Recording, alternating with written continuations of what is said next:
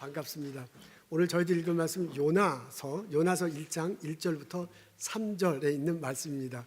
제가 읽도록 하겠습니다. 여호와의 말씀이 아미떼의 아들 요나에게 임하니라. 이르시되 너는 일어나 저 큰 성읍 니느웨로 가서 그것을 향하여 외치라. 그 악독이 내 앞에 상달되었음이라 하시니라. 그러나 요나가 여호와의 얼굴을 피하려고 일어나 다시스로 도망하려 하여 욥바로 내려갔더니 마침 다시스로 가는 배를 만난지라. 여호와의 얼굴을 피하여 그들과 함께 다시스로 가려고 뱃삭을 주고 배에 올랐더라. 아멘.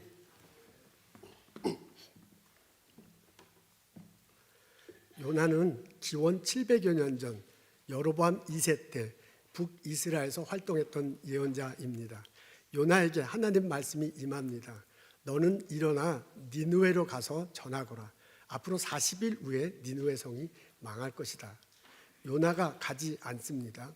니느웨 성은 망하고 사람은 죽어도 된다라고 생각한 듯합니다. 일어나 욥바라는 항구 도시로 가요. 배를 타고 지중해를 넘어 스페인 남쪽에 있는 다시스로 가려고 출발합니다. 원래는 북동쪽으로 가야 되는 거거든요. 근데 서쪽으로 도망가고 있습니다. 난리가 났어요. 대풍랑이 일어났습니다. 배가 균등균등하면서 파산될 지경입니다. 선원들이 이것저것 노력을 해봅니다. 처음에는 자기들이 싣고 가는 짐을 버려가지고 배를 가볍게 해서 조절하려고 합니다. 그래도 별 소용이 없군요.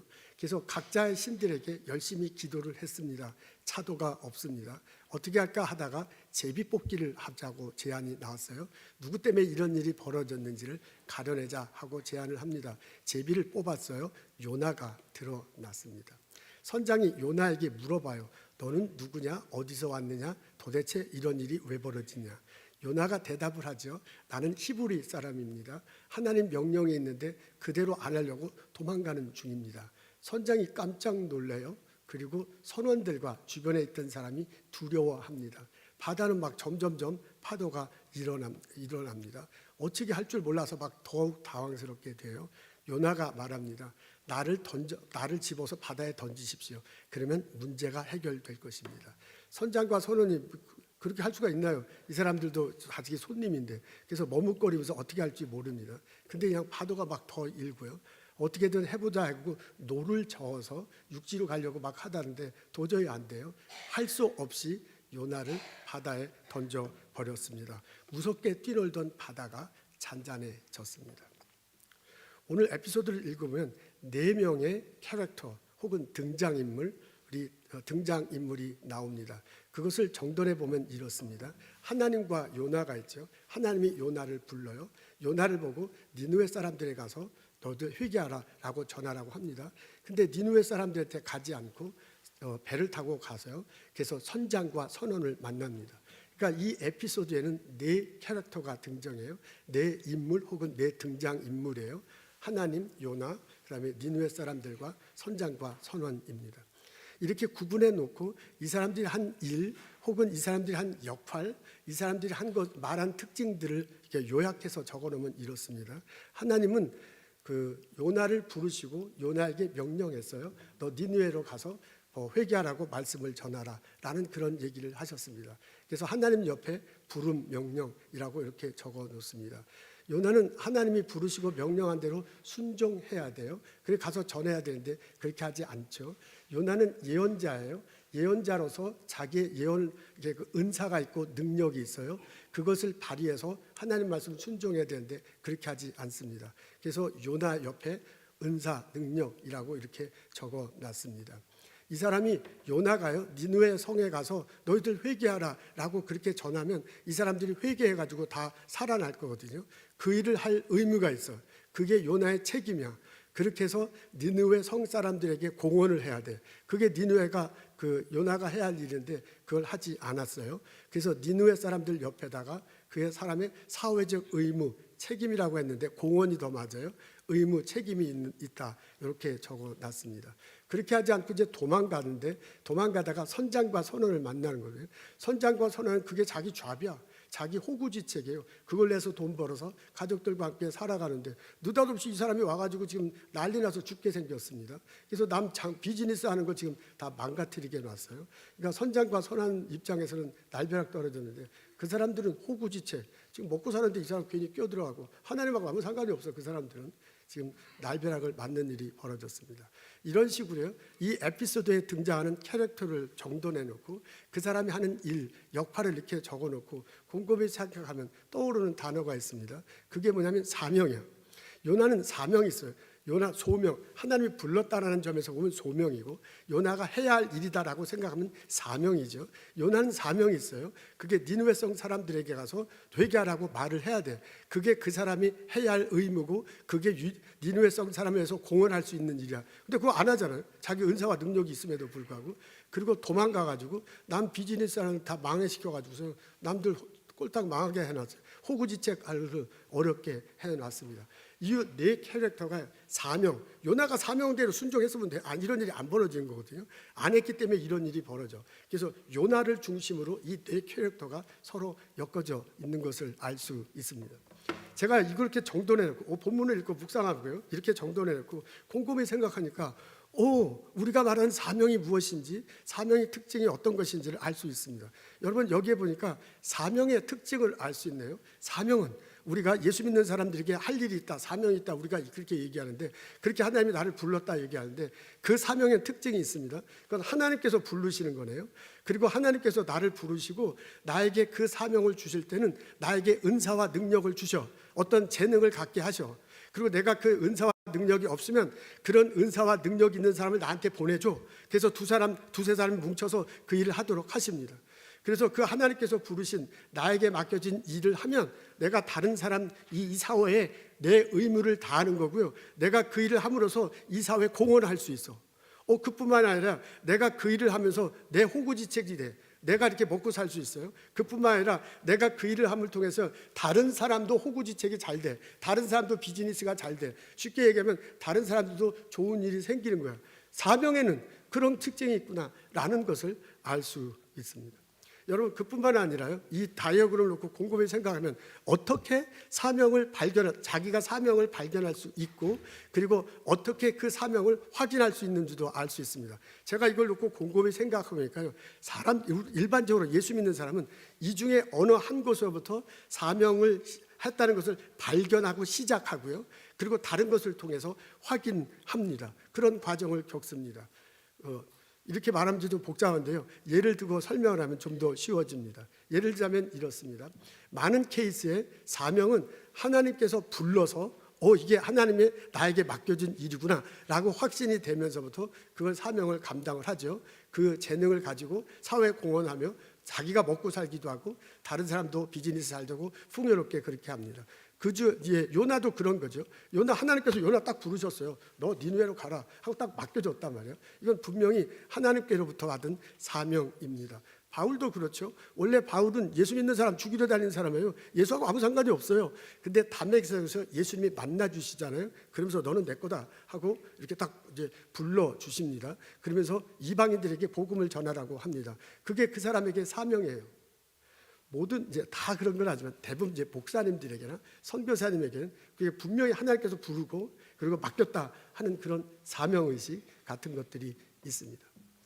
근데 모든 게 다 그렇지는 않더라고요. 제가 신앙생활하고 목회생활하고 우리 교우들과 대화를 하다 보면 교우들에게서 사명은 물론 직접 하나님께서 부르신 그것도 있지만은 다른 경우를 통해서 나가 할 일, 하나님께로부터 내가 할 사명을 깨닫고 확인하는 그런 과정을 겪치는 것을 볼 수 있었습니다. 가장 흔한 게 뭐냐면 아까 이제 부르심 명령 이제 끝났고요.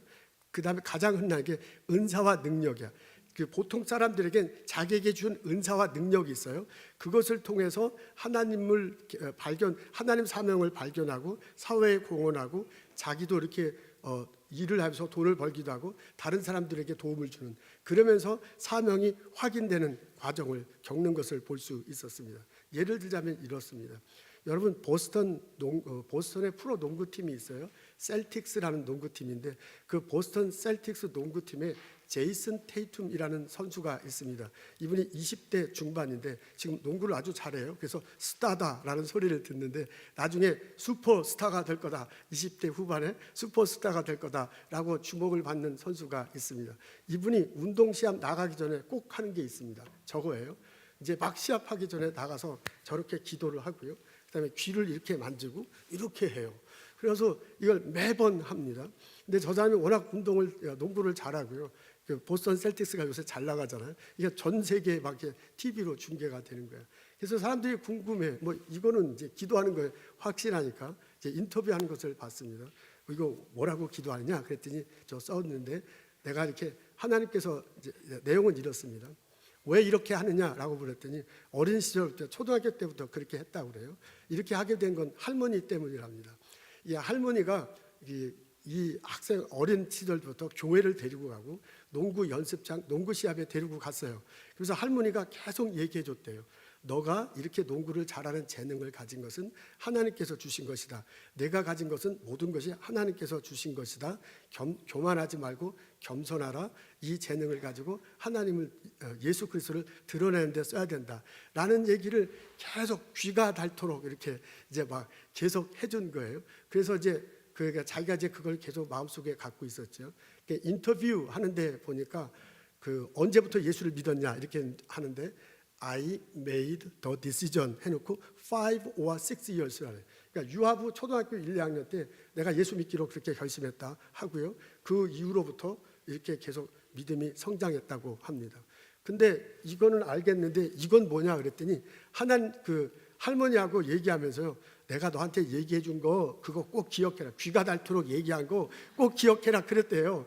그래서 초등학교 다닐 때부터 이제 농구 시합하기 전에 할머니를 보고 기도하고 이렇게 하고 할머니도 이렇게 했다는 거예요. 그러니까 초등학교 다닐 때부터 해서 지금 프로 농구 선수가 됐는데도 그렇게 하고 있습니다. 이거 끝나고 난 다음에 하나님께 영광하는 거죠. 그리고 시합을 합니다. 여러분 이 사람이 이제 나중에 슈퍼스타가 될 거고 농구를 좀 궁금하신 분은 이제 다 아는 분이에요. 근데 이분이 가만히 이렇게 인터뷰하는 것을 보면 자기 재능이 있어. 농구에 대한 재능이 있죠. 그것을 가지고 먹고 사는 거죠. 먹고 살기도 하고 그 농구 재능을 가지고 농구를 잘해서 많은 사람들을 이제 재밌게 하잖아요. 자기는 농구라는 재능을 가지고 이 사회에 공헌하는 거야. 그게 자기의 책임이죠. 그리고 이걸 하기 전에 기도하고 이거 하고 하나님께 영광함을 통해서 자기를 통해서 자꾸 예수를 드러내는 거죠.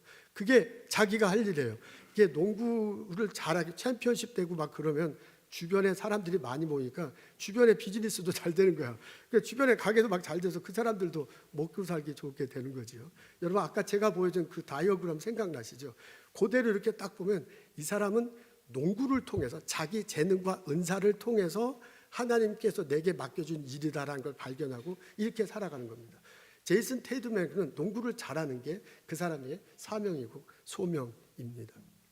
어떤 분들은요 호구지책, 자기의 직장, 자기의 비즈니스 이런 과정을 통해서 하나님의 사명을 발견하고 사시는 분들도 제법 많이 있습니다. 존 락펠러가 그 사람입니다. 그런 케이스입니다.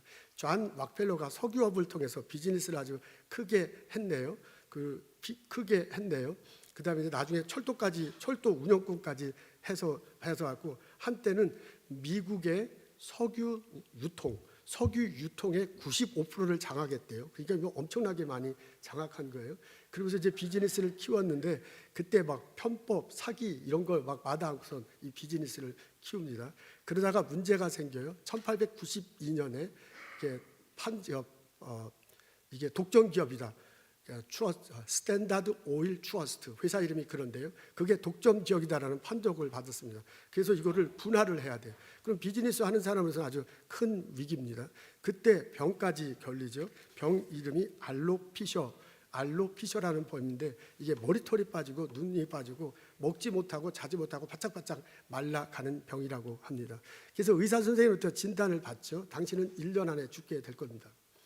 그때 이 존 락펠러가 하루에 100만 불을 벌었다니까. 이게 1892년에 엄청난 해서요. 하루에 100만 불을 버는데 하루 100만 불 벌어서 무슨 소용이 있어? 자기 좀 있으면 죽게 되는데, 쓰지도 못하고 죽는 건데. 그러니까 먹지도 못하고 자지도 못하고 바짝바짝 마르면서 죽어가다가요, 가만히 생각하니까 돈이 다가 아니야.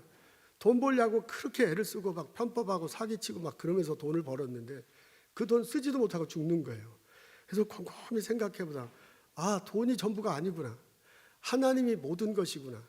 하나님이 나에게 돈을 준 것은 이 돈을 가지고 인류 복지를 위해서 사용하는구나 라는 걸 깨닫게 됩니다. 그래서 잠도 못 자고 침대에서 주중주하다 벌떡 일어나서요, 이건 인류 복지를 위해서 사용하는 거다라고 결심하게 됩니다. 다음 날 아침부터 교회를 갔어요. 어린 시절에 교회를 다녔습니다. 근데 이제 나중에 어른 돼서는 이제 교회를 안 다녔는데 교회 열심히 다니기 시작하고요. 그때 시카고 대학교를 막 설립하기 시작할 때 거액의 돈을 이제 도네이션 하죠. 그래서 이제 그분 때문에 시카고 대학교가 세워진 것 같은데 이제 그건 아니게 그 전에 세워졌는데 어쨌든 거액의 도네이션을 합니다. 록펠러 재단을 만들고요. 그다음에 이제 많은 도네이션 하기 시작합니다. 그 맨하튼에 가면 그 리버사이드 철치라고 있어요. 유니언 신학교가 있는데 아주 크고 예쁘게 잘 해놨어요. 그 이제 도네이션에서 이제 그거 지었죠. 그다음에 의학 연구소에 상당히 많이 도네이션했네요. 제3세계에 많은 원조를 보냈습니다. 그 록펠러 재단을 운영하고 그리고 아직도 많은 후손들이 그걸 통해서 도네이션하고 있습니다. 이분이 98세까지 살았대요. 할렐루야. 이분의 이야기를 가만히 들어보면 이분은요, 하나님이 불러서 내가 사명 가지고 그런 거 전혀 없었어요. 그냥 호구지책, 돈 많이 벌려서 비즈니스 하려고 하는데 하나님이 그렇게 이끌어 가는 거예요. 그리고 나중에서야 아, 하나님 앞에서 사명이 이거였구나. 그래서 돈을 막 편법으로 막 벌고 그래서 문제는 있지만 그렇게 해서 했구나라고 발견한 케이스입니다. 그러니까 자기의 비즈니스 일터라는 곳에서 사명을 발견합니다. 어떤 사람은 사회적 의무, 책임, 사회적 의무, 공헌 이런 과정을 통해서 하나님의 사명을 발견하고 살아가는 사람도 있습니다. 윌리엄 윌버포스라는 분이 있어요. 영국 사람입니다. 이분이 케임브리지 대학교를 졸업했군요. 20세에 대학교를 졸업하고 20대에 대학을 졸업할 수 있는지 지금은 어려울 텐데 그때는 그랬는가 봐요. 17세기니까요. 18세기니까요. 그렇게 하고 20대에 영국 하원 의원이 됩니다.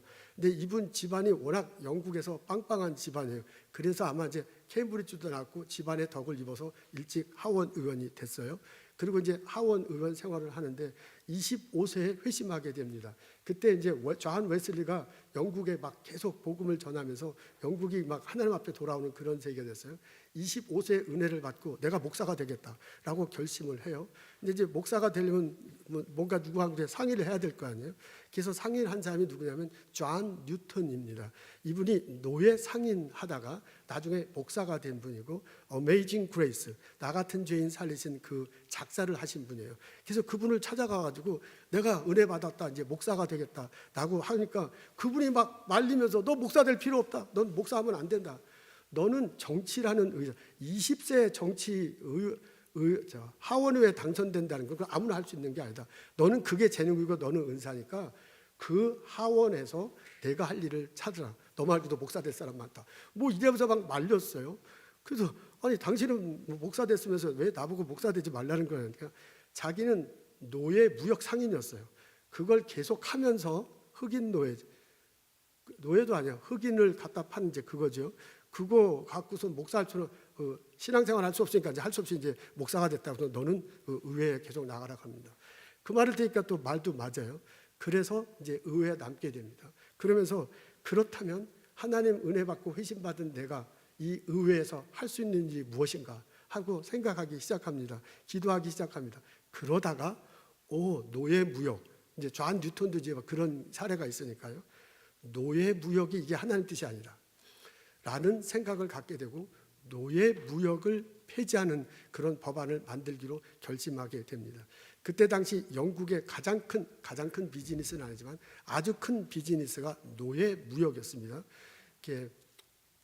노예도 아니죠. 자기네들이 노예로 만든 거죠. 아프리카에 있는 흑인들을 잡아다가 배에 싣고 미국, 중미, 남미에 갖다 파는 거죠. 이 사람들은 자유민인데 자기들이 노예 만들어서 노예로 하는 그건데 엄청난 이제 그게 큰 비즈니스예요. 실제로 선장과 선원들 그런 사람들도 그걸로 이제 돈을 벌지만은 그 배를 지켜준 군 부대가 해적선 만나지 않도록 이렇게 지켜주고 그랬대요. 근데 그 사람들한테도 이제 지불을 해야 될 거예요. 그러니까 군인들도 이제 돈을 버는 거예요. 그뿐만 아니라 이제 그 선주들도 돈을 벌고 그거 행정 처리를 해야 될 거 아니에요. 뭐 배가 나가고 어쩌고 사람처럼. 그러니까 행정관들도 그걸로 이제 뇌물을 받는 거죠. 돈을 벌고 그게 자기들만 하면 안 되잖아. 귀족들과 왕족들한테 올라가는 거야. 그러니까 영국 전체가요. 그 흑인 노예 그 무역하는 걸로 엄청난 부를 누리고 있는 거예요. 근데 그거 하지 말자라고 의회에서 소리치니까 그거 누가 들어요? 아무도 안 들어. 그냥 비방하게 막 소리고요. 이 사람이 굉장히 많은 어려움을 당합니다. 그래도 이제 계속해서 이것을 투쟁을 했어요. 그래서 2번은 죽을 뻔했답니다. 흑인 노예 무역 법안을 폐지하자. 흑인 노예 무역을 하지 말자는 법안을 내놓는 거예요. 그게 이제 하는 거지요. 그래서 1807년 2월 23일 날 노예 무역 폐지 법안이 통과됐습니다. 영국에서. 근데 이게 통과됐어도요. 노예 무역은 계속되는 거야. 그 돈벌이가 엄청나는데 그거 갖고 되겠어요. 그래서 가만히 생각하니까 이거 갖고는 안 된다.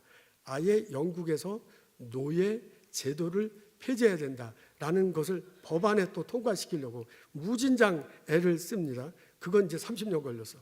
그래서 1833년 7월 26일 영국에서는 모든 노예를 1년 안에 다 자유케 한다라는 법안이 통과됐다고 합니다. 근데 이제 그때만 해도 영국이 막 대영 제국하고 영연방이 있으니까 일단 영국이 이렇게 딱 하니까 다른 영연방 나라에도 이제 영향을 미치는 거예요.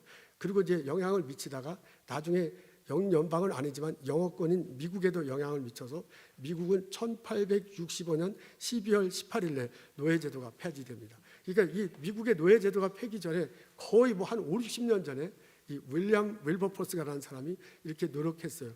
이분이 나중에 노예 제도가 영국에서 완전히 금지된다 할 때는 너무나 아프고 74세였대요. 아프고 병들어서 실제로 거기 가지 못하고 병원에서 이제 그 소식을 들어요. 그 소식을 듣고 난 다음에 3일 만에 돌아가셨다고 합니다. 25살에 회심하고 노예제 폐지하게 했다면서 74세에 돼서야 이제 이걸 완성한 거야. 그러니까 평생을 이거 바쳤어요. 그래서 많은 비방당하고 죽을 뻔하고 그러면서 그런 일을 했습니다. 이 사람 이야기를 가만히 들고 보면 이분은 그게 사명이야. 이분은 그게 소명이야. 근데 그 사명을 어떻게 감당하냐? 자기의 삶의 자리에서 자기의 위치에서 이 위치에서 내가 사회에 공헌할 것이 무엇이냐? 내가 사회에 할 책임이 뭐냐? 내가 가진 은사가 있어요. 내가 가진 재능이 있어요. 이 직업을 유지하면서 이 사회에 공헌하고 그렇게 함으로써 나도 이제 호구지책, 나도 사는 거죠. 거기서 돈을 벌고 그뿐만 아니라 내가 일을 하면서 다른 사람도 해방을 하고 다른 사람도 보는 이 사람이 이렇게 해서 이제 많은 아프리칸 아메리칸들이 해방을 받고 돈 벌고 사는 거잖아요. 그 사람들 호구지책을 챙기는 거예요. 이게 사명이다 이 말입니다. 그렇게 해서 이 사람은 자기의 사명을 발견했습니다. 여러분 어떻습니까? 이게 제가 지금 막 성경을 읽고 묵상하고 제가 상상해서 만든 다이어그램이라 얼마나 이해하고 따라하는지는 좀 걱정되긴 하는데요. 하여간 저는 이해를 좀 했으면 좋겠어요. 이 사명을 발견하는 게 물론 하나님께서 불러주시죠. 그런 경우도 있습니다. 그런 경우도 있지만 많은 경우에 자기의 재능과 은사를 가지고 살다 보다가 하나님의 은사를 발견하기도 하고 자기 비즈니스를 하고 호구지책으로 일하는 과정 속에서 하나님의 사명을 발견하기도 하고 내가 하는 직업, 내가 하는 위치 속에서 이 땅에 어떻게 공헌할까를 고민하다가 하나님 사명을 발견하기도 한다 그 말입니다. 하나님께서 여러 통로를 통해서 나를 불러주시고 사명을 맡겨주시고 나를 통해서 이 사회를 바꿔놓고 나를 통해서 많은 사람들이 풍요롭게 살고 하나님께 영광 돌리도록 한다 그 말입니다. 여러분 어떻습니까? 여러분의 사명은 무엇입니까? 내게 주어진 사명은 무엇인가?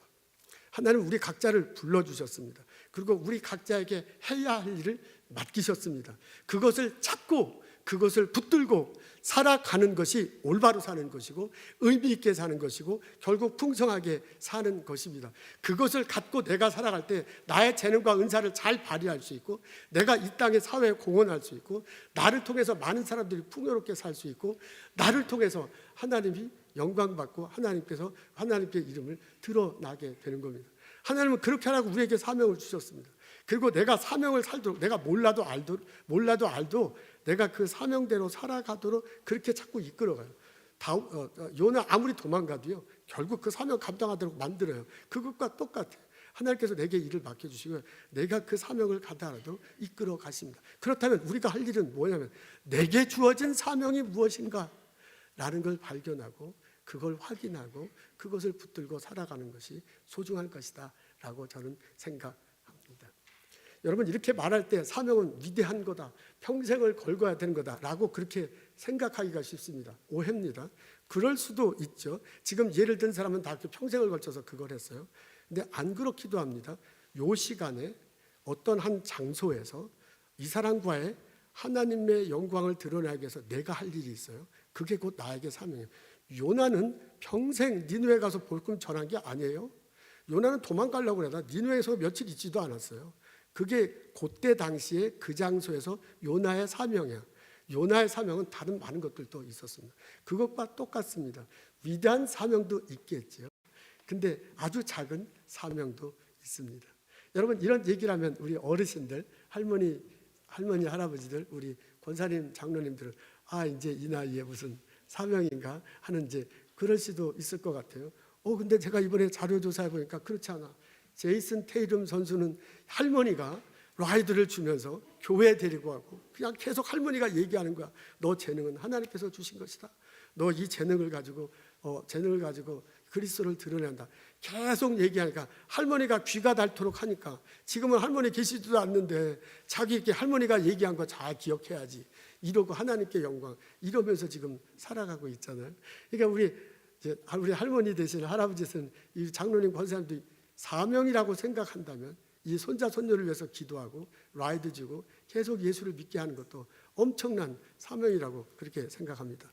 저는 이제 할아버지가 될 준비가 다 됐는데 우리 아들은 이 장가갈 생각을 안 해가지고 언제 할아버지가 될지 참 궁금합니다. 2025년 새해를 맞습니다. 우리가 할 일이 참 많을 거예요. 계획한 일들 참 많습니다. 그 중에 먼저 물어보십시오. 나에게 이런 재능과 은사를 주셔서 내 보스턴에 살게 하면서 이 위치에서 일하게 하고 연구하게 하고 가르치게 하고 비즈니스 하게 하셔서 이때 이 장소에서 내가 할 일은 무언가? 하나님은 무슨 일을 하기를 원하시는가? 2025년 나를 향한 하나님의 사명, 부르심은 무엇인가? 그것을 묻고 그것을 발견하고 그것을 확인하며 살아갔으면 참 좋겠습니다. 그때 나의 은사를, 나의 재능을 충분히 발휘할 수 있고요. 내가 이 땅에 공헌하며 할 수 있고요. 나를 통해서 누군가 행복해져. 내가 연구한 약을 통해서 누군가가 살고 누군가가 고침을 받아. 내가 한 비즈니스 통해서 누군가가 행복해져. 그래서 하나님이 드러나는 일에 사용될 것입니다. 새해가 됐습니다. 하나님 안에서 사명을 발견하고 그 사명을 붙들고 살아가는 나와 여러분 되시기를 주님의 이름으로 축원합니다. 기도하겠습니다. 하나님, 예수님 안에서 저희 불러주셔서 감사합니다. 나에게 할 일을 주셨음을 압니다. 깨닫게 하시옵소서. 그 일을 붙잡고 하루하루 살아갈 수 있도록 도와주옵소서. 그래서 예수님 안에서 의미 있고 예수님 안에서 올바르고 예수님 안에서 풍성하게 살아갈 수 있도록 인도하여 주시옵소서. 하나님, 나의 아들과 딸을 주심을 감사합니다. 손자, 손녀 허락하심을 감사합니다. 그 자녀들에게 예수를 전하고 예수 안에서 살아가고 예수님 이름으로 이 땅에 공헌하며 살아갈 수 있도록 기도하고 잘 기르게 하여 주옵소서. 예수님 감사합니다. 예수님 이름으로 기도합니다. 아멘.